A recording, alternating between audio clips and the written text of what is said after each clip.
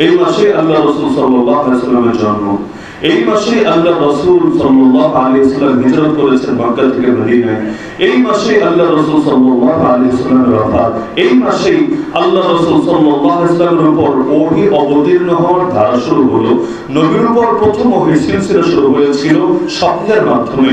সহিহ বুখারীর প্রথম অধ্যায়ে আছে, আউয়ালু মা বুদিআ বিহি রাসূলুল্লাহ সাল্লাল্লাহু আলাইহি ওয়াসাল্লাম মিনাল ওয়াহয়ি আর-রু'য়া সালিহাতু ফিন-নাওম ফাকানা লা ইয়ারা রু'য়া ইল্লা জাআত মিথলা ফালাকিস সুবহি। আল্লাহ রাসূলকে সর্বপ্রথম যে মাধ্যমে ওহীর সূচনা করা হয়েছিল সেটা হলো উত্তম স্বপ্ন। রাতের বেলা ঘুমিয়ে যে স্বপ্ন দেখতেন, দিনের বেলা প্রকাশ্যে দিবালোকের মতো উজ্জ্বল হয়ে সেটাই সামনে এসে হাজির হতো। মানে স্বপ্নের বহু প্রকার হয়, এর মধ্যে সবচেয়ে শক্তিশালী প্রকার হলো যে যা দেখেছে বাস্তবে ঠিক তেমনটাই ঘটছে। এটা আমার আপনার জীবনে মাঝে মধ্যে হতে পারে যে 10 দিন আগে যেমনটা স্বপ্ন দেখেছিলাম 10 দিন পর দেখা যাচ্ছে ঠিক তেমনটাই ঘটে যাচ্ছে। তো কিছু স্বপ্ন হয় ইঙ্গিতবাহী স্বপ্ন, যেমন কেউ স্বপ্ন দেখলো দুধ পান করছে, হুজুরকে জিজ্ঞাসা করলো হুজুরের ব্যাখ্যা কি? তিনি বললেন ইনশাআল্লাহ আল্লাহ তোমাকে ইলম দান করবেন, কারণ স্বপ্নে দুধ দেখার একটা ব্যাখ্যা হলো যে এটা ইলম। তাহলে কখন স্বপ্ন ইঙ্গিত বহন করে কোথায় দুধ আর কোথায় ইলম। যেমন আল্লাহ রাসূল সাল্লাল্লাহু আলাইহি ওয়াসাল্লাম একবার স্বপ্ন দেখলেন তার সামনে দুটো পেয়ালা হাজির করা হলো। আল্লাহ রাসূল একটা গ্রহণ করলেন, দেখা গেল সেটার মধ্যে দুধ আছে আর অন্যটার মধ্যে মদ ছিল। আল্লাহ রাসূলকে জিবরিল আমিন জানালেন যে আপনি ফিতরাতের যেটা সেটাই গ্রহণ করেছেন এবং উপযুক্ত জিনিসটাই আপনি গ্রহণ করেছেন। তাহলে স্বপ্ন কিছু হয় ইঙ্গিতবাহী আর কিছু হয় যেমন ঘটে ঠিক তেমন। তো আল্লাহ রাসূলের উপর ওহী যোগে স্বপ্ন আসা শুরু হলো এই রবিউল আউয়াল মাসে। লাগাতার 6 মাস এভাবেই চলল ওহী। এরপর রমাদানুল মুবারাকের লাইলাতুল কদরে কোরআন মাজিদ নাযিলের ধারা শুরু হলো। সূরা আলাকের প্রথম 5টা আয়াত রব্বুল আলামিনের পক্ষ থেকে নাযিল হলো। এই রবিউল আউয়াল মাসের সাথে রাসূলের জীবনের অনেকগুলো গুরুত্বপূর্ণ বিষয়ের সম্পর্ক। এমনকি এই মাসেই আল্লাহ রাসূলের পুত্র ইব্রাহিম যার নাম, জাতির পিতা যেমন ইব্রাহিম আলাইহিস সালাম, আল্লাহ রাসূলের এক পুত্রের নাম ইব্রাহিম ইবনে মুহাম্মদ। তো সেই ইব্রাহিম যার নাম ছিল অন্যান্য পুত্রদের চাইতে যেহেতু দীর্ঘ আয়ু পেয়েছিল, অন্যান্য পুত্ররা একেবারে শৈশবেই ইন্তেকাল করেছিল, কিন্তু ইব্রাহিম এতটুকু বয়স পেয়েছিল যে সে ঘোড়ার পিঠেও চড়তে পারতো, আরোহণ করতে পারতো। এরপর এই রবিউল আউয়াল মাসেই তার ইন্তেকাল হয়ে গেল এবং কাকতালীয়ভাবে ওই দিন আসমানে সূর্যগ্রহণ হলো। সাহাবীরা অনেকে বলাবলি করতে শুরু করলো ইব্রাহিমের মৃত্যুতে শোকার্ত হয়ে আসমানে পর্যন্ত সূর্যগ্রহণ হয়েছে। আল্লাহ রাসূল সবাইকে একত্রিত করে বললেন, শোনো, ইন্নাশ শামসা ওয়াল কামারা আয়াতানি মিন আয়াতিল্লাহ লা ইয়ানকাসিফানি লিমাউতি আহাদিন ওয়ালা লিহায়াতিহি। নিশ্চয়ই চাঁদ এবং সূর্য আমার আল্লাহর নিদর্শন সমূহের মধ্য থেকে দুইটা নিদর্শন। এই চাঁদ এবং সূর্য কারো জন্ম বা মৃত্যুতে গ্রহণ লাগে না, বরঞ্চ এটা আল্লাহর বিশেষ নিদর্শন হিসাবে এটা হয়ে থাকে যখনই চন্দ্রগ্রহণ হবে, সূর্যগ্রহণ হবে, তোমরা আল্লাহকে স্মরণ করবে। এজন্য চন্দ্রগ্রহণের আলাদা নামাজ আছে, সূর্যগ্রহণের আলাদা নামাজ আছে। তো রবিউল আউয়াল মাসে কিছু না কিছু বৈশিষ্ট্য তো আছেই, যদি নাই থাকে তাহলে কাকতালীয়ভাবে এতগুলো ব্যাপার সব এই মাসে কেনই ঘটে। এমনকি এই মাসে এমন এমন জিহাদ সংঘটিত হয়েছে ইতিহাসে কিয়ামত পর্যন্ত যা স্বর্ণাক্ষরে লেখা থাকবে। গাজওয়াতুল গাবা, গাজওয়ায়ে দুমাতুল জান্দাল এবং সেই সারিয়া যেখানে খালিদ বিন ওয়ালিদ রাদিয়াল্লাহু আনহু জিহাদের বরকতে নাজরানের পুরো খ্রিস্টান গোত্র সবাই গণহারে কালেমা পড়ে ইসলাম গ্রহণ করেছে। তো এই যে রবিউল আউয়াল মাসটা শুরু হলো, এখন এই মাসের মধ্যে যেই কারণে কথাগুলো আমি টানলাম, এই মাসের সঙ্গে যেহেতু আল্লাহ রাসূলের জীবনের অনেকগুলো গুরুত্বপূর্ণ বিষয় জড়িয়ে আছে। আমরা যারা নবীর উপর ঈমান এনেছি, নবীর নামে কালেমা পড়েছি, নবীর মহব্বত এবং ভালোবাসা অন্তরে ধারণ করি, আমাদের কি উচিত না যে এই মাসটাই অন্তত আমরা প্রত্যেকে এই পর্বে প্রতিজ্ঞাবদ্ধ হবে আল্লাহর কাছে ইনশাআল্লাহ সুম্মা ইনশাআল্লাহ আমার বাকি জীবন কাটবে নবীজির রঙে রঙিন হয়ে। কারণ যে কোনো সময় মানুষের সব সময় সবকিছু মনে পড়ে না।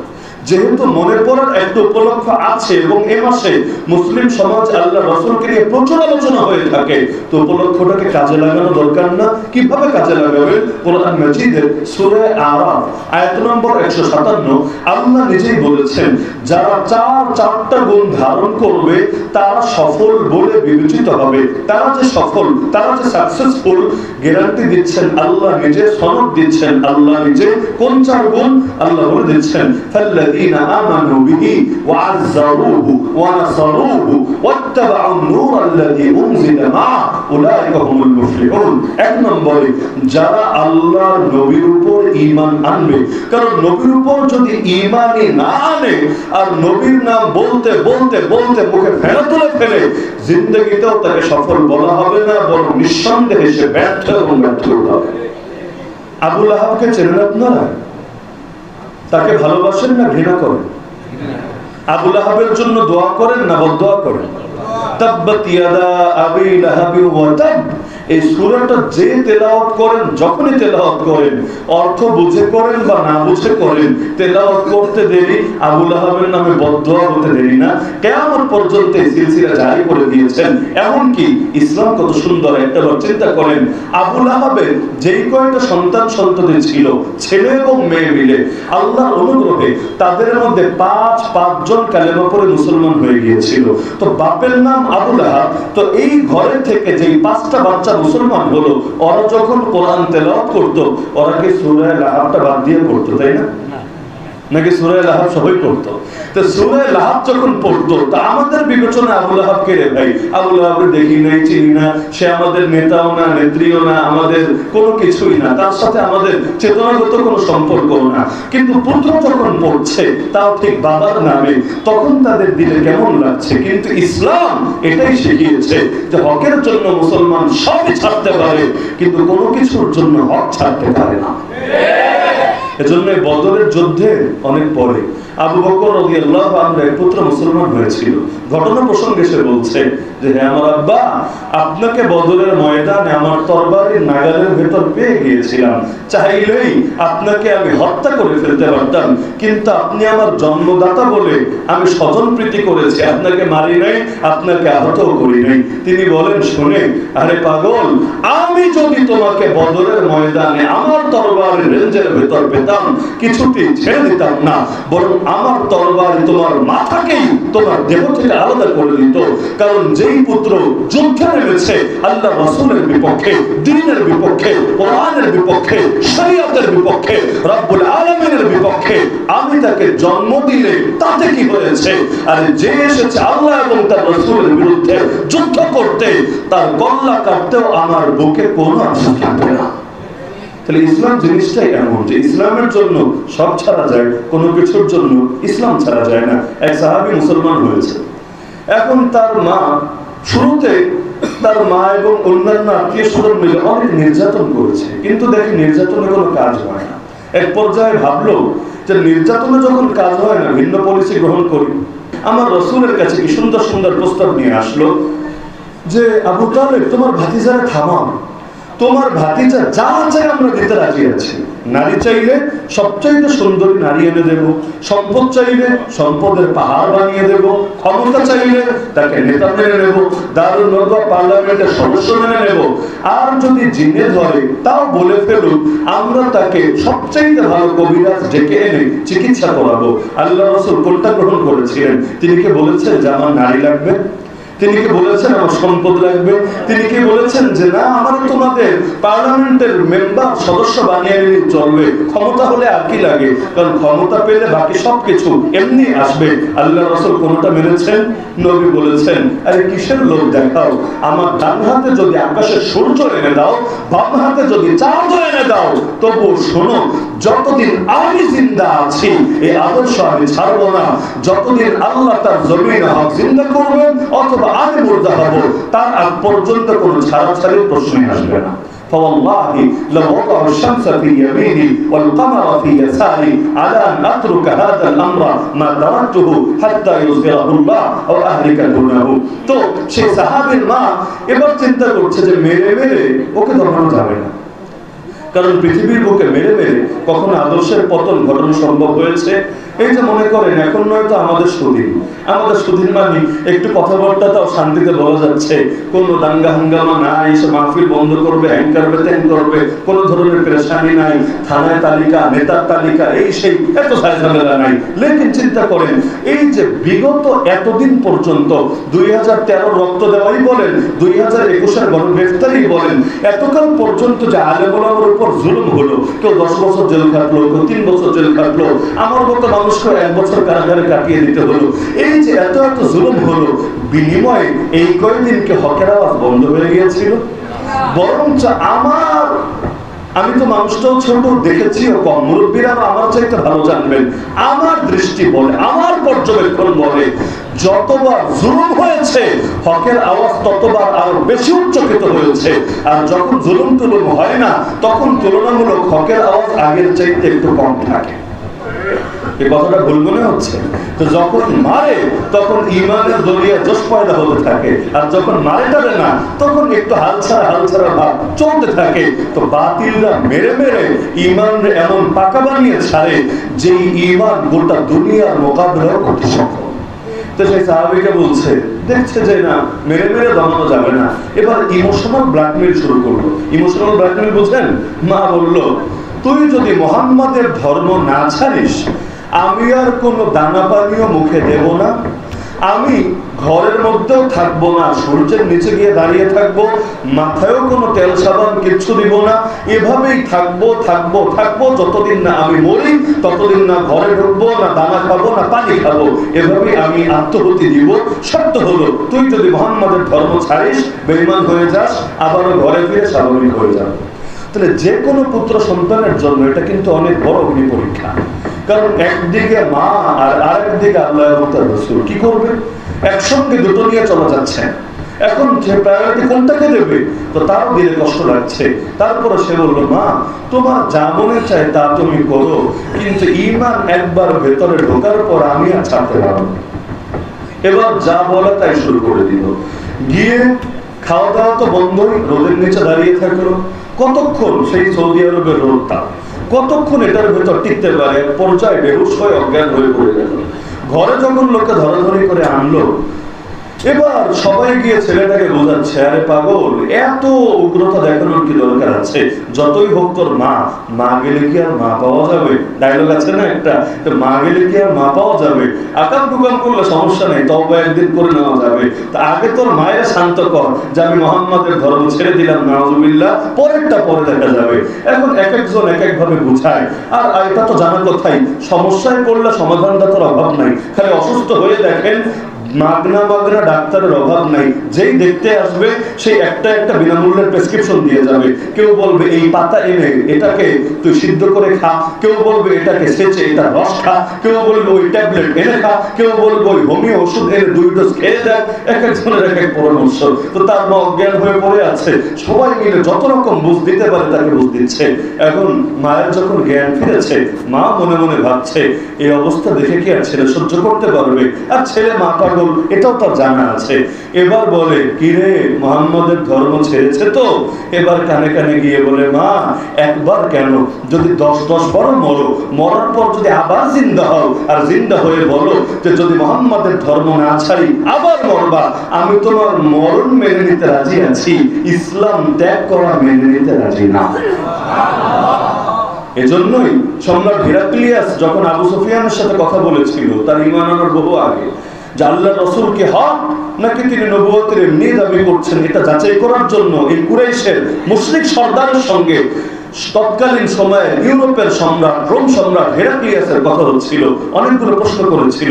এর মধ্যে একটা প্রশ্ন ছিল যে মুসলমানরা কি ইসলামের উপর বিতৃষ্ণ হয়ে, বিরক্ত হয়ে ইসলাম ছেড়ে দিচ্ছে কিনা? সে বলছে না, যে এভাবে তো ইসলাম ছেড়ে দিচ্ছে না। শেষে গিয়ে জবাব দিয়েছে যে ঈমানের বিষয়টাই এমন, হিনা তুখালিতু বাশাশাতুল কুলুব, ঈমানের মিশ্রতা যখন অন্তরের সঙ্গে মিশে যায়, তখন মানুষ কিছুতেই আর ইসলাম ছাড়তে পারে না। তাহলে বলছিলাম, নবীর উপর ঈমান ছাড়া মুক্তি পাওয়ার কোনো সুযোগ আছে? তো আবু লাহাবকে তার সন্তানরা বদদুয়া দিত, লেকিন এই আবু লাহাবে কিন্তু সেই আবু লাহাব আল্লাহর নবীর জন্মে খুশি হয়ে যে নিজের দাসীকে পর্যন্ত আযাদ করে দিয়েছিল। তাহলে আবু লাহাব এত খুশি আমার রাসূলের জন্মে। দাসিয়াদার আযাব বুঝেন? একটা দাসীর দাম কত হবে?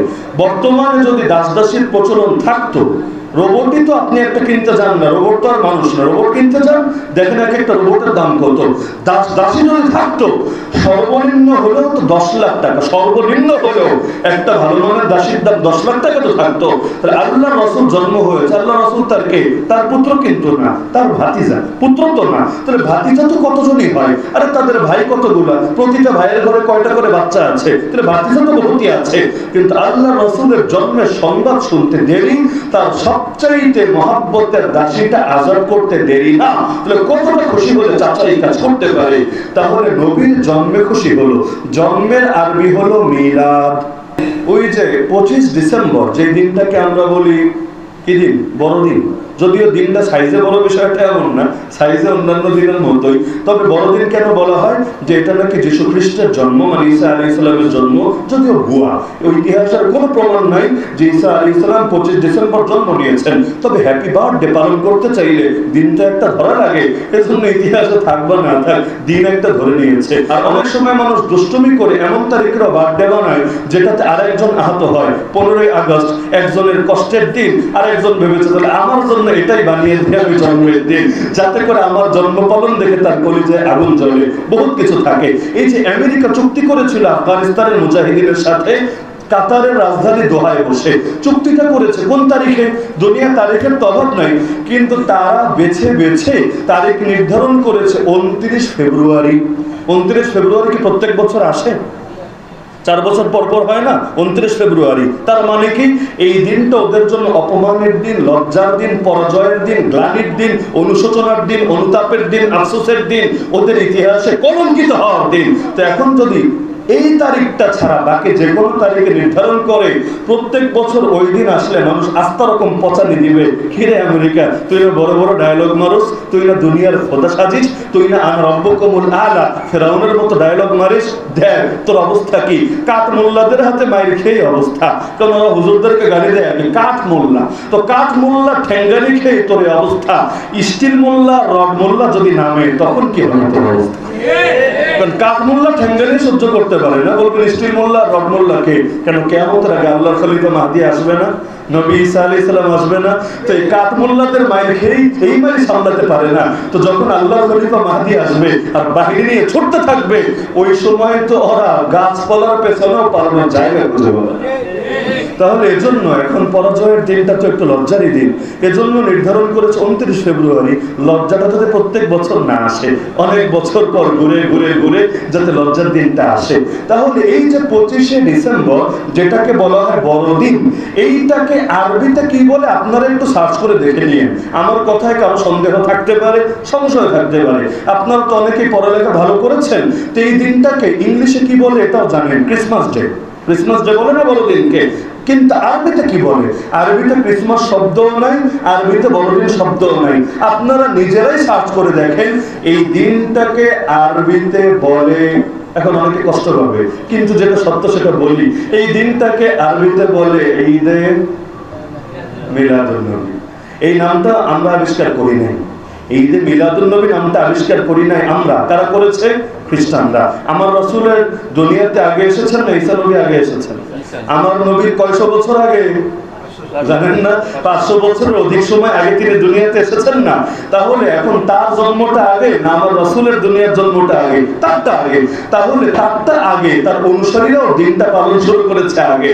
তো মুসলমান ঈদে মিলাদুন নবী শব্দের ব্যবহার করেছে পরে, কারণ দুনিয়াতে নবী তো আদম আলাইহিস সালাম, নবী তো নূহ আলাইহিস সালাম, নবী তো মুসা আলাইহিস সালাম। তো ওরা ঈসা নবীর জন্মের খুশিতে আনন্দিত হয়ে যে দিনটা পালন করে। তো ঈদ মানে আনন্দ, খুশি, উৎসব। মিলাদ মানে জন্ম, নবী মানে নবী।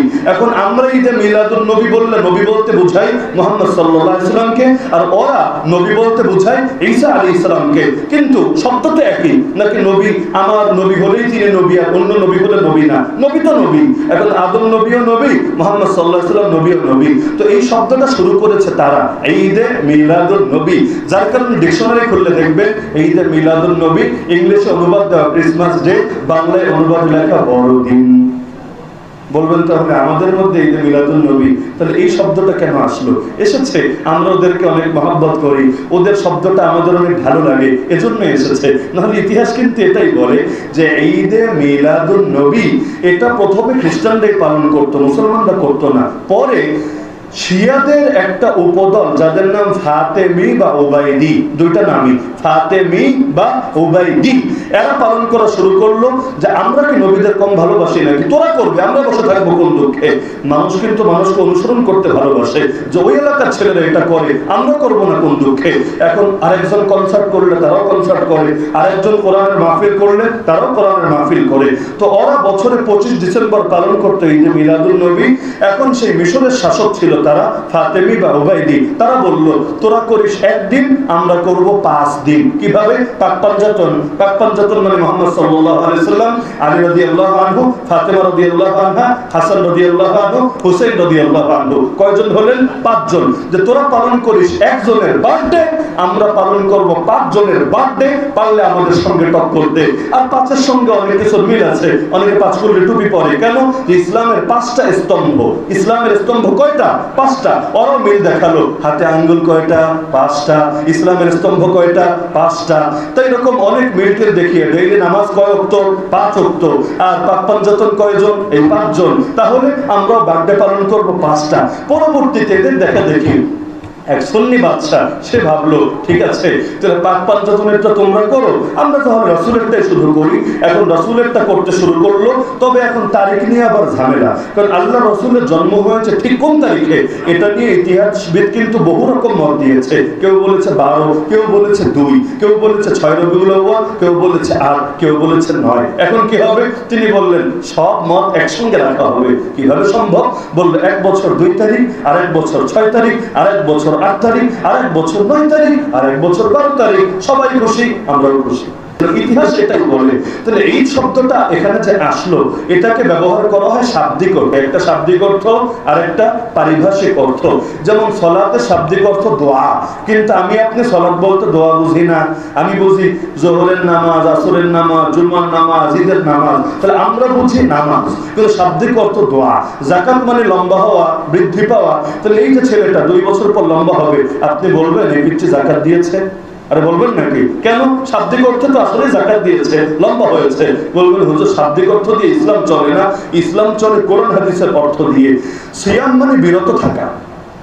তাহলে কেউ চুরি করা থেকে বিরত আছে, ও তো রোজাদার, ও তো সিয়াম সাধক। একইভাবে কেউ অন্য কোনো কাজ থেকে বিরত আছে, সেও তো বলবে শাব্দিক অর্থের বিবেচনায় আমি সিয়ামের মধ্যে আছি। জিহাদ মানে হইল অনেক চেষ্টা, মেহনত, মুজাহাদা করা।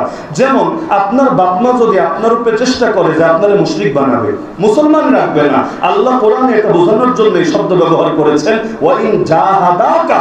তোর বাপমা যদি তোর সঙ্গে জিহাদ শুরু করে, কিসের জিহাদ? আলা আন তুশরিকা বি, আল্লাহর সঙ্গে শিরিক করা লাগবে। বান্দা খবরদার, এই লাইনে বাপ মায়ের কথা শুনিস না। ফালা তুতিহুমা, তাই বলে বেয়াদবিও করিস না। ওয়াসাহিবহুমা ফিদ দুনিয়া মারুফা, দুনিয়া যতদিন থাকবি ভালো ব্যবহার কর। তো শিরিক কায়েমের জন্য মেহনত করা, এটা বোঝানোর জন্য আল্লাহ শব্দ কি বললেন? জিহাদ। তাহলে যদি এখন এখান থেকে আপনি বোঝেন আরে শিরিক কায়েমের মেহনতের নাম জিহাদ, তাহলে তো 2 দিন পর বলবেন নরেন্দ্র মোদীর চাইতে বড় মুজাহিদ কে হতে পারে? একইভাবে যোগী আদিত্যনাথের চাইতে মুজাহিদদের বড় নেতা পৃথিবীর বুকে কোথায় খুঁজে পাওয়া যেতে পারে? কিন্তু এই কথা বললে আপনার এলাকার মূর্খ সূর্খ লোকেরা আপনার বাইরাবে আচ্ছা মতো। আরে পাগল, ইসলাম চলে শরীয়ী অর্থ দিয়ে, পারিভাষিক অর্থ দিয়ে, কোরআন হাদিসের অর্থ দিয়ে, শাব্দিক অর্থ দিয়ে ইসলাম চলে না। ঈদ এটা কি আমাদের বানানো শব্দ না আল্লাহ রাসূলের বলা শব্দ? রাসূলের শেখানো শব্দ। আল্লাহ রাসূল মদিনায় গেলেন, গিয়ে দেখলেন মদিনাবাসীরা মানে ওই যে ইহুদি যারা ছিল, মুশরিক যারা ছিল, এরা বছরে 2 দিন উৎসব পালন করত। আল্লাহ রাসূল গিয়ে মুসলমানদেরকে বলেন খবরদার, এই 2 দিন তোমরা উৎসব পালন করবা না। আল্লাহ এই 2 ঈদের পরিবর্তে তোমাদেরকে 2টা ঈদ দিয়েছেন, একটার নাম ঈদুল ফিতর আর একটার নাম ঈদুল আযহা। এই হাদিস কি আমার বানানো হাদিস না নবীর বলা হাদিস?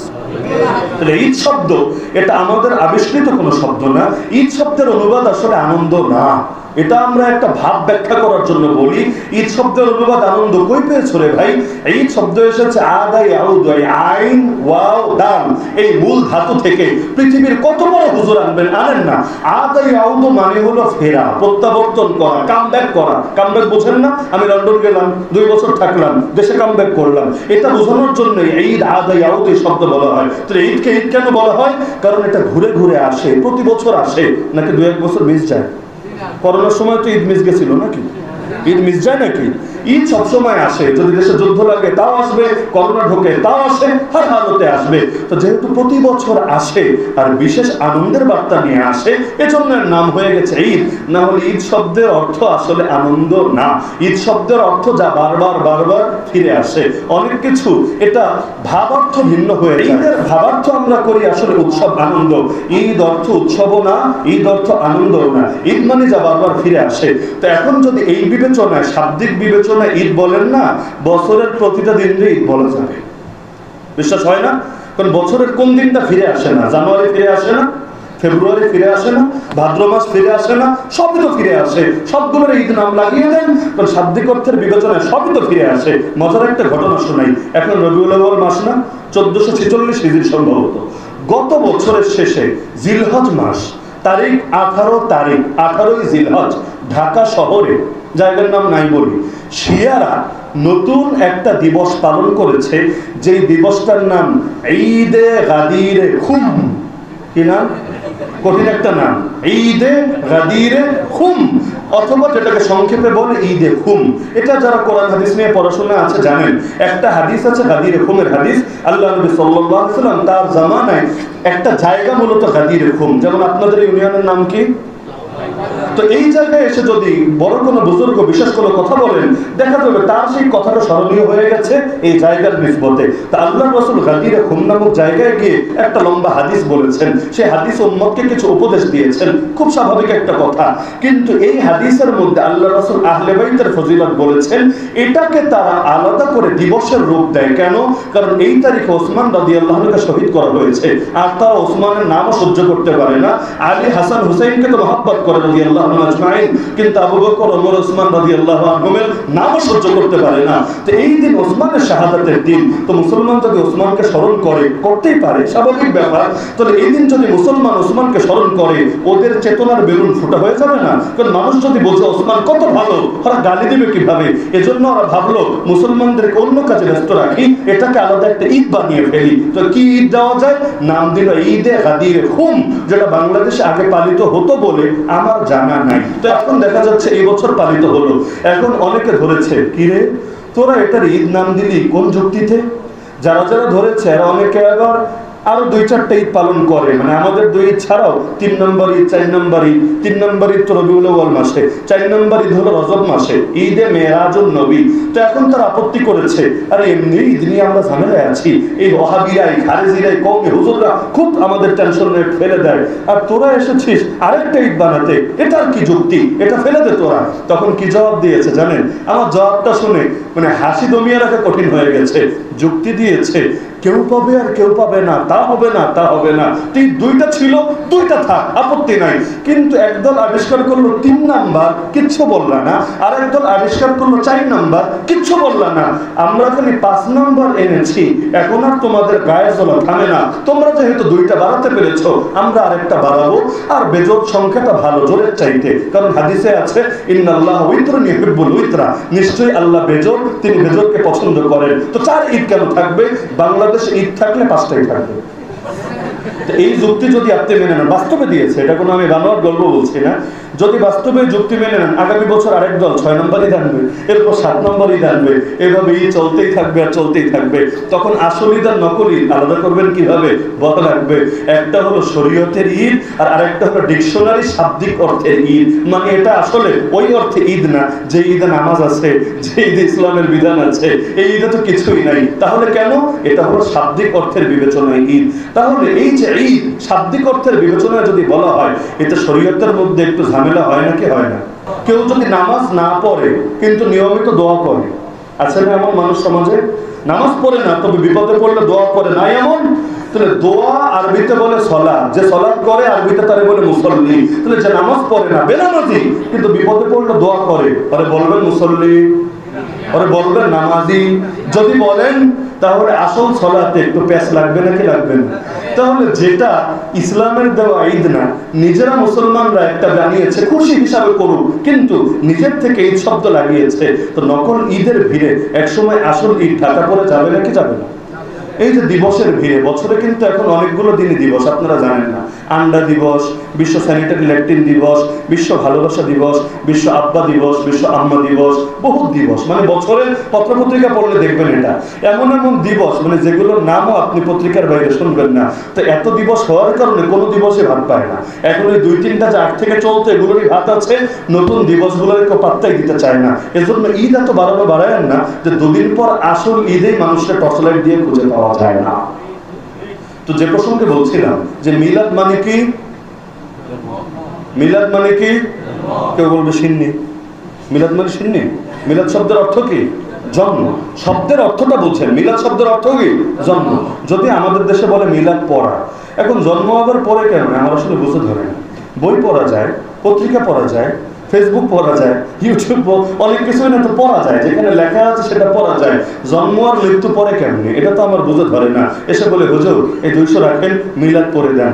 এখন যদি বুঝায় দোয়া করা, তাহলে বলেন দোয়া করেন। যদি বুঝায় দুরূদ শরীফ পড়া, বলেন দুরূদ শরীফ পড়েন। যদি বুঝায় যে নবীর আলোচনা করা, বলেন নবীর আলোচনা করেন। কিন্তু বলে হুজুর মিলাদ করে দেন, তিনিও পড়ে দেন। অদ্ভুত ব্যাপার। জন্ম, মিলাদ মানে জন্ম, ভিন্ন কোনো অর্থ পেলে আমারে জানায়েন, আমি প্রয়োজনে ঠুকো দেব, ভিন্ন কোনো অর্থ পাবেন না। তো মিলাদ মানে জন্ম, তো জন্মের সাথে পর শব্দটা যায়? বলেন জন্মের সাথে পর শব্দটা যায়?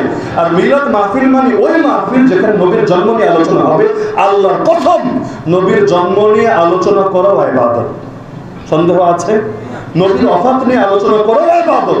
আল্লাহর নবীর জীবনের প্রতিটা জিনিস নিয়ে আলোচনা করা ইবাদত। এমনকি নবী যে ঘোড়া পালতেন, গাধা পালতেন, আপনি নবীর জীবনে বলতে গিয়ে সেই আলোচনা যদি করেন, এটাও ইবাদত, নিঃসন্দেহে, কোনো সন্দেহ নাই। কিন্তু নাম যদি দেন মিলাদ মাহফিল, কিন্তু বাস্তবে নবীর জন্ম নিয়ে কোনো আলোচনাই হয় না, খালি সিন্নি বিতরণ হয়, সেটাকে কোন যুক্তিতে মিলাদ মাহফিল বলা যায় আমার মস্তিষ্কে ধরে না। আবু লাহাব নবীর মিলাদে খুশি ছিল না বেজার? খুশি ছিল না বেজার? বিনিময় আবু লাহাব জান্নাতি না জাহান্নামী? কেন? এটা কেমন কথা? নবীর মিলাদে খুশি, তাও জাহান্নামী, এটা কেমন কথা? হ্যাঁ, এটাই সূরা আরাফের 157 নম্বর আয়াতের কথা। ফাল্লাযীনা আমানু বিহি, সফল হতে চাইলে প্রথম কাজই হলো নবীর উপর ঈমান রাখতে হবে। নবীর উপর ঈমান না রেখে যতই চেতনা ফেরি করে বেড়াও, সফল হতে পারবা না তুমি কোনোদিনও। এজন্য অনেক অমুসলিম আল্লাহ নবীর জীবনী লিখেছে, এটা সত্য। যেমন একটা বই আছে বাংলা ভাষায়, বইয়ের নাম কি? তোমাকে ভালোবাসি হে নবী। লেখককে গুরুদত্ত সিং। নাম শুনে কি বড় আল্লামা, বড় শাইখুত তাফসীর, বড় মুফাসসির, বড় মুহাদ্দিস এসব মনে হচ্ছে? নমুসলিম মনে হচ্ছে, কিন্তু এত আবেগ দিয়ে বই লিখেছে। বাস্তবতা বিশ্বাস না হলে আপনি একবার পড়ে দেখেন। এই বই পড়েছে কিন্তু কাঁদে নাই। আমি আমার জীবনে এমন মানুষ একজনও পাই নাই। তো যত আবেগ দিয়ে লেখুক, যদি ঈমান না এনে কবরে যায়, জান্নাতি না জাহান্নামী? তাহলে নবীকে ভালোবাসার আগেও যেই কাজটা এক নম্বরে করতে হবে, সেটা হলো নবীর উপর ঈমান আনতে হবে। তবে একটা তবে লাগিয়ে দিচ্ছি, একমাত্র সেই ঈমানই গ্রহণযোগ্য হবে যেই ঈমান সাহাবীদের ঈমানের মতো হবে। কেন? সূরা বাকারায় আল্লাহ ব্যাখ্যা করে দিয়েছেন যে ঈমান আনলেই হবে না। তাহলে কাদিয়ানীরাও তো ঈমান এনেছে, হিজবুত তাওহীদও তো ঈমান এনেছে, শিয়া রাফেজিরাও তো ঈমান এনেছে, মুনাফিকরাও তো ঈমান এনেছে, কিন্তু ওদের ঈমান ওদেরকে জাহান্নাম থেকে বাঁচাবে না। কেন? আল্লাহ নিজে বলেছেন সূরা বাকারা আয়াত নম্বর সম্ভবত 128, ফাইন আমানু বিমিথলি মা আমানতুম বিহি ফাকাদ ইহতাদাউ। যেভাবে তোমরা সাহাবীরা ঈমান এনেছো, লোকেরা যদি এভাবে ঈমান আনে তবেই হেদায়েত প্রাপ্ত পাবে। তার মানে যদি এভাবে ঈমান না আনে, জিন্দেগিতেও হেদায়েত প্রাপ্ত হবে না। তো নবীর উপর ঈমান আনা দরকার নাকি দরকার না? দরকার নাকি দরকার না? কাদের মতো? ভণ্ড বেদাতীদের মতো? কাদের মতো? শিয়াদের মতো? কাদের মতো? কাদিয়ানীদের মতো না, বরং যেমন ঈমান এনেছেন খুলাফায়ে রাশিদিন, যেমন ঈমান এনেছেন আশারায়ে মুবাশশারা, যেমন ঈমান এনেছেন আহলে বাইতের নবী সাল্লাল্লাহু আলাইহি ওয়াসাল্লাম, যেমন ঈমান এনেছেন তাবেঈ, তাবেঈরা, ঠিক এমন ঈমান আনতে হবে ইনশাআল্লাহ। সুম্মা ইনশাআল্লাহ সফলতার প্রথম সিঁড়ি পাড়ি দেওয়া যাবে। 2 নম্বর গুণ, নবীর উপর শুধু ঈমান আনলেই চলবে না, ওয়া'আজ্জারু, নবীকে শ্রদ্ধা করতে হবে ভালোবাসার সাথে। নবীর প্রতি শ্রদ্ধা ছাড়া কারো ঈমান কবুল হবে না আল্লাহর কাছে। তবে নবীকে ভালোবাসতে হবে কতটুকু? নিজেকে ভালোবাসেন যতটুকু তার চাইতেও বেশি। নিজের বউ বাচ্চা না, নিজের আব্বা আম্মা না, নিজেকে ভালোবাসেন যতটুকু। অনেক মানুষ এমন আছে নিজেকে একটু বেশি ভালোবাসে, লঞ্চ ডুবে গেছে, বউ বা বাচ্চা বা আগে তাড়াতাড়ি করে সাঁতার কেটে ইয়া নফসি করার চেষ্টা করছে। তো এই যে নিজেরা ভালোবাসে, নবীকে এতটুকু ভালোবাসলে চলবে নাকি এর চাইতেও বেশি ভালোবাসতে হবে? হাকিমুল উম্মত মুজাদ্দিদে মিল্লাত শাহ আশরাফ আলী থানভী, নাম শুনেছেন তো অনেকেই, নওয়ারাল্লাহু মারকাদা, তিনি একটা সুন্দর উদাহরণ দিয়ে কোরআনের একটা আয়াতের ব্যাখ্যা করেছেন। আন-নাবিয়্যু আওলা বিল মুমিনিনা মিন আনফুসিহিম। তিনি বলেন, যদি কোনো মানুষ আত্মহত্যা করতে চায় আর আত্মহত্যা করার জন্য পাহাড়ের চূড়ায় ওঠে, যার ভালো লাগে না, বাঁচবো না, দুনিয়ার উপর জীবনের উপর বিরক্ত, ডিপ্রেশনে ভুগছে, এখন সে ডিপ্রেশনে ভুগে পাহাড়ের চূড়ায় উঠলো, লাফ দিয়ে আত্মহত্যা করবে, আরে মোল্লা মুন্সি হওয়া লাগবে না, সাধারণ মানুষরাই ফতোয়া দেন, তার জন্য এটা জায়েজ হবে না? জায়েজ হবে। সবাই একমত না? কারো দ্বিমত করার কোনো সুযোগ আছে? কিন্তু আল্লাহ রাসূল যদি তার কোন উম্মতিকে বলেন, হ্যাঁ আমার উম্মতি তুই যা, তুই পাহাড়ের চূড়ায় ওঠ, উঠে ডানে বামে তাকাবি না, ডাইরেক্ট নিচে ঝাঁপ দে, তাহলে পৃথিবীর সব মুফতি ও ফতোয়া দিতে বাধ্য। নবী এভাবে বললে তার জন্য এই কাজটা করা অনিবার্য, অপরিহার্য হয়ে যাবে। কি বুঝলেন? একই কাজ, নিজে করতে চাইলে হারাম, আর নবী বললে এখানে হারাম না, বরং ওয়াজিব, ফরজ। পার্থক্য কোথায়? পার্থক্য হলো আমার প্রাণের উপর আমার হক, আমার উইলায়াত যতটুকু, আমার প্রাণের উপর নবীর হক তার চাইতে বেশি। তাহলে নবীকে শ্রদ্ধা করতে হবে, নবীকে ভালোবাসতে হবে। একটা আয়াত চিন্তা করেন, এই আয়াতটাও বলি আর একটা সতর্ক আপনাদেরকে করি। আল্লাহ কোরআনে বলেছেন, মুমিনরা শোনো, লা তারফাউ আসওয়াতাকুম ফাওকা সাওতিন নবী ওয়া লা তাজহারু লাহু বিল কওলি কাজাহরি বা'দিকুম লিবা'দ। খবরদার, নবীর আওয়াজের চাইতে নিজের আওয়াজ উঁচু করো না। যেভাবে নিজেরা জোরে জোরে কথা বলো নবীর সামনে গিয়ে, এভাবে কথা বলবো না। বললে কি হবে?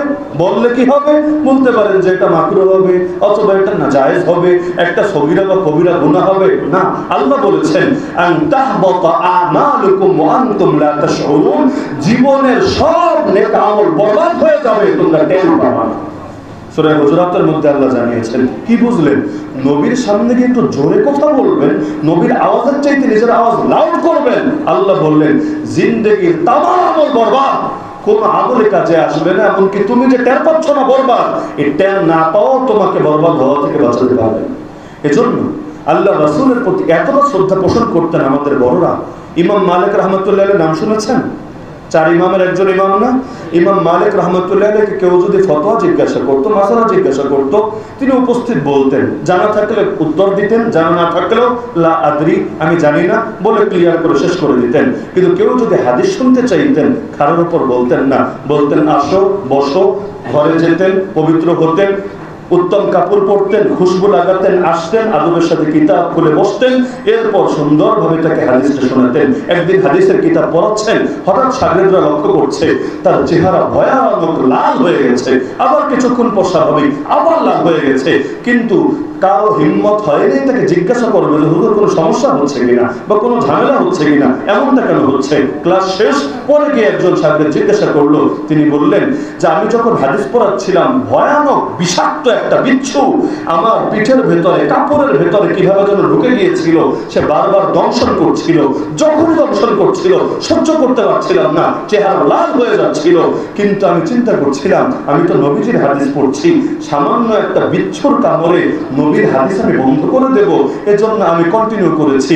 আবার যখন কামড় দিয়েছে সহ্য করতে পারি নাই, তাই চেহারা লাল হয়ে গিয়েছে, তাও হাদিস বন্ধ করি নাই, আমি হাদিস চালিয়ে গিয়েছি। এজন্য ইমাম বুখারী রাহমাতুল্লাহ আলাইহি দেখেন না, এক কিতাব লিখতে 16 বছর। হ্যাঁ, এতকাল কেন লাগবে? 16 দিন, 16 সপ্তাহ, 16 মাসেও হলো না, 16 বছর কেন লাগলো?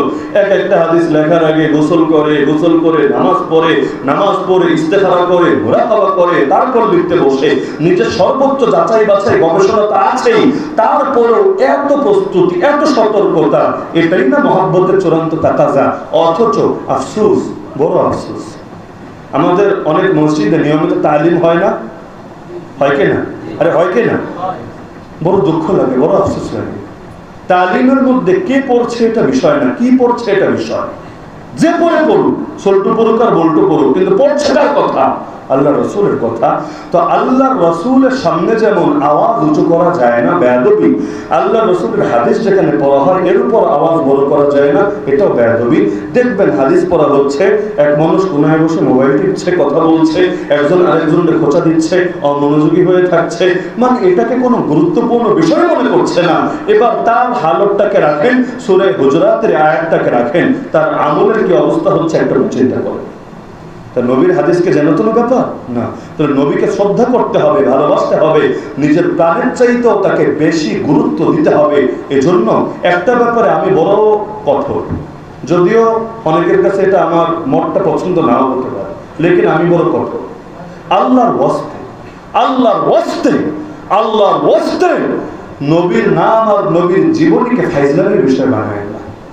মানে কি, নাতে রাসূল সাল্লাল্লাহু আলাইহি ওয়াসাল্লাম খুব দামি জিনিস, সন্দেহ নেই। কারণ নাতে রাসূল শুনলে দিলের মধ্যে নবীর মহব্বত জিন্দা হয়, অন্তরের মধ্যে নবীর মহব্বত জাগ্রত হয়, অনেকের জিন্দেগিতে পরিবর্তন আসে, চোখ থেকে পানি ঝরতে থাকে। তাহলে খুবই তো ভালো একটা বিষয়। দেখা যাবে 1 ঘন্টার বয়ানে যে আসর করে না, অনেক সময় 5 মিনিটের নাতে এর চাইতে বেশি আসর করে, সন্দেহ নাই। লেকিন এই জামানায় 2টা বিচ্যুতিয়া, পদস্খলন আর বেয়াদবি আমি লক্ষ্য করছি। 1 নম্বরে কিছু মানুষ গানের সুরে সুরে নাচ পড়ছে, এমন গান, এটা যে গান দুনিয়া সবাই বোঝে, হয়তো হিন্দি গান, না হলে বাংলা গান, না হলে অন্য কোনো ভাষার গান, গানের সুরে সুরে, গানের সুরে সুরে নবীর জীবনী পড়ছে। এমন পাগলও আছে গানের সুরে সুরে কোরআন পর্যন্ত তেলাওয়াত করছে। এটা যদি বেয়াদবি না হয়, বেয়াদবি কারে বলে? 2 নম্বর, যে সংস্কৃতি আমাদের মধ্যে চালু হয়েছে, কাওয়ালি, নবীর নামে সুন্দর সুন্দর নাচ বলা হবে, সঙ্গে টাকধুম টাকধুম বিভিন্ন জিনিস বাজানো হবে। দলিল কি দেওয়া হবে? আরে ওরা তো গান বাজনা না করে, নারী নিয়ে নৃত্য না করে ভালো একটা কাজ করছে, একদিনে হাসান বসরি হবে, এটা কেন চান? ধীরে ধীরে আসুক না। আরে ভাই, ধীরে ধীরে আসুক, এটা নিয়ে আপত্তি না, কিন্তু তাই বলে কি বেয়াদবির দরজা খুলবেন? যে একজন মানুষ কোরআন পড়ে না, তো না পড়ুক, সে কাফের হয়ে যাবে না, বেঈমান হয়ে যাবে না। কিন্তু কেউ যদি বাথরুমে গিয়ে এখন কোরআন পড়া শুরু করে, কোরআনই পড়ছে, খারাপ কিছু না, তো বাথরুমে ঢুকে যদি কোরআন পড়া শুরু করে, ওর এই কোরআন পড়া দিয়ে কি ফায়দা আসবে? উল্টো আর ঈমান আমল আর হুমকে মুখে পড়বে। তাহলে কে বলেছে ওর না পড়তে? কে বলেছে ওর হাম পড়তে সারা জীবন? না, তার হাম না পড়লে কবিরা গুনাহ হবে। আরে কবিরা গুনাহ রাখেন, কোন সগীরা গুনাহ হবে? কিছুই তো হবে না। আল্লাহ কিয়ামতের দিন প্রশ্ন করবে, বান্দা তুই না পড়লি না কেন? প্রশ্নও তো হবে না। তো যেই নবী এসেছেন বাদ্যযন্ত্র ভাঙার জন্য, যেই নবী বাদ্যযন্ত্র সহ্যই করতে পারতেন না, কোথাও বাদ্যযন্ত্র বাজলেও কানে আঙ্গুল দিয়ে সেই জায়গায় অতিক্রম করে চলে যেতেন, সেই নবীর নামের সঙ্গে বাদ্যযন্ত্র মিশিয়ে ফেলছেন, এর চাইতে বড় তামাশার বেয়াদবি কি হতে পারে? কেউ যদি নবীর নামে ভাস্কর্য বানায়, মূর্তি বানায়, এটাকে নবী প্রেম হবে না নবীর দুশ্মনী হবে? এখন সে বলছে যে অমুক নেতার ভাস্কর্য যদি থাকতে পারে, অমুকের ভাস্কর্য দিয়ে যদি গোটা দেশ ভরে যেতে পারে, তাহলে ওর চাইতে কি আমার নবী বড় না? তাহলে নেতাজির ভাস্কর্যের বদলে নবীর ভাস্কর্য বানাই না। আরে তোর যুক্তি তোর পকেটে না, নেতার ভাস্কর্য বানিয়েছ, কবিরা গুনাহ হয়েছে, নবীর ভাস্কর্য যদি বানাও তোমার ঈমান হুমকি ঢুকবে। সব জায়গায় আবেগ চলে না, যুক্তি চলে না। ইসলাম যদি যুক্তি দিয়ে চলতো, আরে অনেক ক্ষেত্রে ফতোয়া অন্যরকম হতো। আলী রাদিয়াল্লাহু আনহু বলেন, লাউ কানা দীনু বিরাই লাকান আসফালুল খুফি আওলা বিল মাসি মিন আলাহু ওয়া লাকাদ রাআইতু রাসূলুল্লাহ সাল্লাল্লাহু আলাইহি ওয়াসাল্লাম ইয়ামসাহু আলাহু। তিনি বলেন, ইসলাম যদি যুক্তি দিয়ে চলতো, তাহলে শীতের কালে চামড়ার মোজার নিচে মাসে করবে, এটাই যুক্তির দাবি ছিল, কারণ ময়লা নিচে লাগে, মোজার উপরে লাগে না। কিন্তু আমি নবীকে দেখেছি, নবী মোজার নিচে মাসে করেন নাই, উপরে মাসে করেছেন। মানে যুক্তির কোনো দাম নাই, যে যুক্তি দলিলের সঙ্গে সাংঘর্ষিক হবে। না হলে ইবলিসও তো যুক্তি দিয়েছে, আল্লাহ তার বিতাড়িত করলো কেন, কোন কারণে? আপনি বলেন ইবলিস যুক্তি ছাড়া কাজ করেছে? তা না, যুক্তি দিয়েছে, এবং তার যুক্তিতে অনেকে হয়তো সুন্দর পয়েন্ট খুঁজে পাবে। তো যেই যুক্তি আল্লাহর আদেশের সঙ্গে সাংঘর্ষিক হবে, ওই যুক্তিকে মুসলমান ডাস্টবিনে ছুড়ে ফেলবে। তা তোমারে কে বলেছে ধীরে ধীরে ভালো হওয়ার জন্য বেয়াদবির পথ খুলতে? না করলে না করো গিয়ে, উপরন্তু মাথায় রাখবেন, কবিরা গুনাহগার বেদাতির চাইতে ভালো। আমি দায়িত্ববোধের সাথে বলছি, কবিরা গুনাহগার বেদাতির চাইতে ভালো। কেন? বেদাতি যা করে পাপ মনে করে করে না, সব মনে করে করে। শুধু সব না, এটাকে ইশকে রাসূল, ইশকে আহলে বাইত ইত্যাদি মনে করে করে। যার কারণে দেখবেন অমুসলিমরা সহজে মুসলমান বানাতে পারবেন, বেদাতিরা লাইনে আনতে পারবেন। যত বুঝান বলবে বিচার যাই করো, তাল গাছ কিন্তু আমার। তাহলে ও তো যেটা করছে পাপবোধ আসবে না, অপরাধবোধ আসবে না, ভালো মনে করে করছে। অথচ পাপীরা পাপ করলে ও জানে যে এটা পাপ এবং ওর ভেতরে পাপবোধ আছে। অনেকে তওবা ও নসিবে জোটে, জোয়ানকাল না জুটলেও বুড়াকালে জোটে, বেদাতীদের সহজে জোটে না। যেমন আপনারা এটা শুনেছেন, গীবত খারাপ না জিনা খারাপ? শোনেন নাই আপনারা? গীবত বেশি খারাপ না জিনা বেশি খারাপ? আল গীবতু আশাদ্দু মিনাজ জিনা। কেন? কারণ জিনা খারাপ সবাই বোঝে, তওবা ও নসিবে জোটে। আর গীবত যারা করে হাতে নাতে ধরলেও বলবে আরে দোষ আছে বলেই তো বলছি, বানায় বানায় তো বলছি না। অথচ পাগলে বোঝে না, দোষ আছে ওটা বললেই এটাকে গীবত বলে, আর দোষ নাই তবুও বলছো, এটাকে তো গীবত না রে ভাই, অপবাদ বলে। তাহলে গীবত যারা করে পাপবোধে ভোগে না। এজন্য দেখবেন গীবত যারা করে তওবা ও নসিবে সচরাচর জোটে না। তাহলে বেদাত এটা কোনো ভালো বিষয় না। এই যে পৃথিবীতে অনেক গানের শিল্পী এমন আছে, গজলের শিল্পী আর কি, যারা সারা জীবনে টাকদুম দিয়ে গজল গেয়ে যাচ্ছে। কেউ কেউ মরেও গিয়েছে, কেউ কেউ বুড়া হয়ে গিয়েছে, কিন্তু কোনো পরিবর্তন নাই। কেন? সে এটাকে সওয়াবের নিয়তে করছে। অথচ আল্লাহ এবং তার রাসূলের নাম যদি কেউ ব্যবহার করে এই নিয়তে, আরে নিয়ত কখনো কামড়ে ভালো বানায় দেয় না। মনে করেন কেউ জিনা করলো ভালো নিয়তে, বাচ্চা হলে মাদ্রাসায় ভর্তি করা হবে, খুব ভালো নিয়ত না? বাচ্চা হলে মাদ্রাসায় ভর্তি করা হবে, এই নিয়তের কারণে কাম বৈধ হবে? আরে কাম বৈধ হবে কেন? কারণ নিয়ত ভালো হলেই হবে না, তরিকাও ভালো হওয়া লাগবে। এই যে আমাদের পার্শ্ববর্তী দেশে কেউ গরুর পেছন থেকে জিনিস বের করে ওই হলুদ এগুলো, এরপর দেখা যায় গ্লাসে নিয়ে কি মজা করে খাচ্ছে। গরুর দুধ না, আরেকটা যেটা আছে হলুদ, এটা মজা করে খাচ্ছে। কেউ তো মিষ্টির সাথে মিশাচ্ছে, দইয়ের সাথে মিশাচ্ছে, রসমালাইয়ের সাথে মিশাচ্ছে। নিয়ত কিন্তু ভালো, যে তাদের এর দ্বারা বহুত উপকার হবে। তো নিয়ত ভালো হয়েছে বলে কাজও কি ভালো হয়ে যাবে? তাহলে এটাই যদি হতো, তাহলে দাওয়াত তো মহিলাদেরকেও দেওয়া যেত। কেন? কারণ মহিলা যদি আমার দ্বারা দিনের পথে আসে, লস কোথায়? ইসলাম জীবনে এটা সমর্থন করে। এমনকি আমি স্পষ্ট ফতোয়া দিয়ে দিই, কেউ যদি কোনো হিন্দু মেয়ের সাথে রিলেশন করে, খুব ভালো করে বুঝছেন, হিন্দু মেয়ের সাথে রিলেশন করে, তারা কালেমা পড়ে মুসলমান বানাবে, নিয়ত খুব ভালো, তারা জান্নাতে তার সঙ্গিনী হবে, বাহ বাহ বাহ, এই নিয়তে তার জন্য রিলেশন করা বৈধ হবে? যতদিন কথা বলবে জবানে জিনা হবে না, যতদিন চোখ দিয়ে দেখবে চোখের জিনা হবে না। এই অবস্থায় মরলে আর জিনা, এই গুনাহ নিয়ে মরণ হবে না। তাহলে পরে কি করবো না করবো এটা তো বিষয় না, কিন্তু পরে ভালো হয়ে যাবে এই নিয়তে। আপাতত আকাম কুকাম করা তোমার জন্য অনুমোদিত হবে না। তাহলে এই দুইটা গুণ আগে মাথায় বসান। 1 নম্বর, নবীর উপর সাহাবীওয়ালা ঈমান আনতে হবে। 2 নম্বর, নবীকে সর্বোচ্চ ভালোবাসা এবং শ্রদ্ধা দিতে হবে। 3 নম্বর, অনসরু, নবীকে সাহায্য করতে হবে। করবেন না নবীর সাহায্য? কেমন হুজুর? প্রত্যেক মাসে আমি সৌদি আরবে বিকাশ করব, ব্যাংকে টাকা পাঠাবো, কুরিয়ার সার্ভিস ঈদের সময় জামা কাপড় পাঠাবো, এভাবে সাহায্য হবে? এভাবে সাহায্য হবে? তো নবীরে সাহায্য করবেন কিভাবে? নবীকে সাহায্য করা যায় অনেক ভাবে। নবীর দ্বীনকে শক্তিশালী করেন, নবীর সাহায্য হবে। নবীর উম্মতকে হেফাজত করেন কাফের মুশরিকদের হাত থেকে, এটাও নবীকে সাহায্য করা হবে। ইসলামকে জিন্দা করেন, নবীর আদর্শ জিন্দা করেন সমাজে, নবীকে সাহায্য করা হবে। নবীর নামে বেশি বেশি দুরূদ শরীফ পড়েন, নবীকে সাহায্য করা হবে। আল্লাহ বলে মানুষকে দাওয়াত দিয়ে আল্লাহর সঙ্গে জুড়ে দেন, নবীকে সাহায্য করা হবে। মসজিদ মাদ্রাসার খেদমত করেন, অধিকাংশ মানুষ যাতে এই দ্বীনের পথে আসে, সহি ইলম পায়, যে ইলম আল্লাহ ফরজ করে দিয়েছেন, এটা নবীকে সাহায্য করা হবে। নিজে পড়তে পারেন নাই, ইলম শিখতে পারেন নাই, কিন্তু নিজের বাচ্চাকে পড়াচ্ছেন বা যারা পড়ছে তাদের অর্থ দিয়ে, নিজের সর্বস্ব দিয়ে সাহায্য করছেন, এটাও নবীকে সাহায্য করা হবে। এক কথায় ইসলামকে যতভাবে খেদমত করবেন, এই সবগুলোই নবীকে সাহায্য করা বলে শামিল হবে। তাহলে নবীকে সাহায্য করা লাগবে নাকি লাগবে না? সাহায্য করতে রাজি আছেন না? আছেন না? বেশি বেশি বেদাত করবেন, নবীরা খুব সাহায্য করা হবে। বেশি বেশি জিলাপি খাবেন, নবীরা খুব সাহায্য করা হবে না। নবীর দ্বীনের জন্য নিজেকে কোরবান করে। আফসোসের সাথে বলি, এই জামানায় এমন লোক আছে যারা জামানার ইয়াজিদদের পা চাটে, এমন চাটে চাটতে জিহ্বা ক্ষয় করে ফেলে, আর মুহররম আসলে হায় হুসাইন হায় হুসাইন হায় হুসাইন সুর তোলে। সারা জীবন দালালি করলে কার, দিন শেষে প্রেমিক সাজলি কার? হুসাইনের মহব্বত লালন করলে হুসাইনের পথে চল, ইয়াজিদের পথে চলিস না। মুসার মহব্বত করলে মুসা আলাইহিস সালামের পথে চল, ফেরাউনের পথে চলিস না। কিন্তু পথ ধরবি তুরস্কে আর ডায়লগ মারবি যাচ্ছি আমি মদিনায়, এটারে ভণ্ডামি ছাড়া কিছুই বলা যায় না। এজন্য আমাদের ইমামরা স্পষ্ট জানিয়েছেন, মান ওয়াক্কারা সাহিবা বিদআ ফাকাদ আনা আলা হাদমিল ইসলাম। যে কোনো বেদাতির সম্মান দিল, বেশি কিছু না, নিজে বেদাত করে নাই, কোন বেদাতির সম্মান দিল, সেও ইসলামের ধ্বংসে অবদান রাখলো। এমনকি বড় পীর মুহিউস সুন্নাহ আল্লামা আব্দুল কাদের জিলানী রাহমাতুল্লাহ আলাইহি বলেছেন, বেদাতিরা সালামও দিবা না, তার সালাম দিলেও মানুষের কাছে ভুল বার্তা যাবে, মানুষ অনেকে তাদের হক মনে করবে, সুন্নাহর অনুসারী মনে করবে, তাদেরকে সম্পূর্ণ বয়কট করবা। এটাই ইসলামের খেদমত, রাসূলের নুসরত হবে। মনে থাকবে ইনশাআল্লাহ। তাহলে গুণ কয়টা হলো? তিনটা। 4 নম্বরটা সকলে বুঝবেন, ওয়াত্তাবাউন নূরাল্লাযী উনজিলা মা, নবীর সঙ্গে যেই নূর আল্লাহ নাযিল করেছেন সেই নূরের নাম কোরআন। এই কোরআনের যারা অনুসরণ করবে, উলাইকা হুমুল মুফলিহুন, একমাত্র তারাই সফলকাম হবে। তো সফল হতে চান তো? চান না? তো সফল হতে চাইলে কয় গুণের কথা বললাম? আমি বললাম না আল্লাহ বললেন? সূরা আরাফ আয়াত 157, আপনারা বিস্তারিত দেখে নিন। 1 নম্বর গুণ, নবীর উপর সাহাবীওয়ালা ঈমান আনবেন। 2 নম্বর গুণ, আল্লাহ নবীকে সর্বোচ্চ শ্রদ্ধা আর ভালোবাসা দিবেন।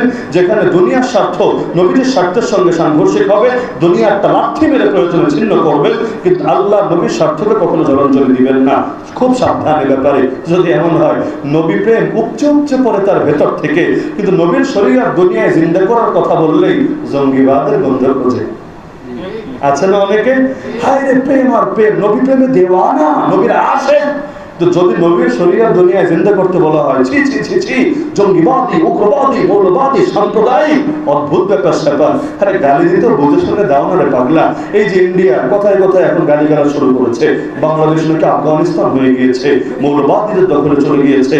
এমনকি এক আলেম জামিন পেয়েছে সপ্তাহ 2 আগে, রিপোর্ট করেছে ছোটা লাদেন আগায়া।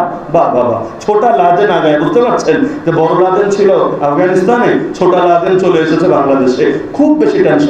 কিন্তু আমি চিন্তা করি কি জানেন, এই দেশের মানুষ যদি আসলে জঙ্গি হতো, আসলে উগ্রই হতো, আসলে টেররিস্ট হতো, আসলে সাম্প্রদায়িক হতো, তাহলে আমি তো মনে করি এই 14 কোটি মুসলমানের ভিড়ে ওরা ইঁদুরের গর্ত বানানোর জায়গা খুঁজে। কিন্তু এই দেশের মুসলমান শান্ত শিষ্ট সুবোধ বালক বলেই ওরা এখনো পর্যন্ত শান্তিতে আছে। না হলে যে হারে শয়তানি আর উস্কানি করে, যে হারে আমাদের দেশকে কষ্ট দেয়, এই যে দেখেন না পানি দরকার, পানি দেবে না, দরকার নেই এমন দেওয়া দেবে, মানুষ ডুবে মরতে থাকবে। এই দেশের মানুষ যদি সন্ত্রাসী আর জঙ্গি হতো, তোদের পানিতে ধরে ধরে তোদের চুপায়া মারতো। কিন্তু আসলে এই দেশের মানুষ খুব ভালো, খুব ভদ্র, খুব শান্ত। এজন্য বলে আমরা খেতে জানি, দিতে জানি না, কারণ আমরা বিচার দিয়ে দিই আল্লাহরে। আমরা মারলে আর কি মারা মারবো, আল্লাহ এমন সাইজ করা করবে যে ওদের নাম নিশানাও দুনিয়ায় পাওয়া যাবে না। ইন্না শানিআকা হুয়াল আবতার। রাসূলের বংশধর সারা দুনিয়ায়, সৌদিকে যান সেখানেও পাবেন, তুরস্কে যান সেখানেও পাবেন, আফগানে যান, পাকিস্তানে যান, ইন্ডিয়া যান, বাংলাদেশে আসেন, সব জায়গায় পাবেন। আবু জাহেলের বংশধর কই পাবেন? কোথায় হারিয়ে গেল আবু জাহেলের বংশধররা? ইন্না শানিআকা হুয়াল আবতার। হে নবী, আপনার দুশমনের বংশ যাবে নির্বংশ হয়ে। মাসে হিম্মত করেন যে এই রবিউল আউয়াল মাস বলা হয় এটাকে নবীর বসন্তের মাস। সুতরাং এই মাস অতিক্রম করার আগে আমরা ইনশাআল্লাহ নববীর রঙে রঙিন হওয়ার চেষ্টা করব, যাতে করে মৃত্যু আসার আগেই কিছুটা হলেও নিজেকে রাঙিয়ে নিতে পারি। এমন যাতে না হয় মৃত্যুর পর আফসোস করা লাগে। আল্লাহ আমাদের সবাইকে তৌফিক দান করুন।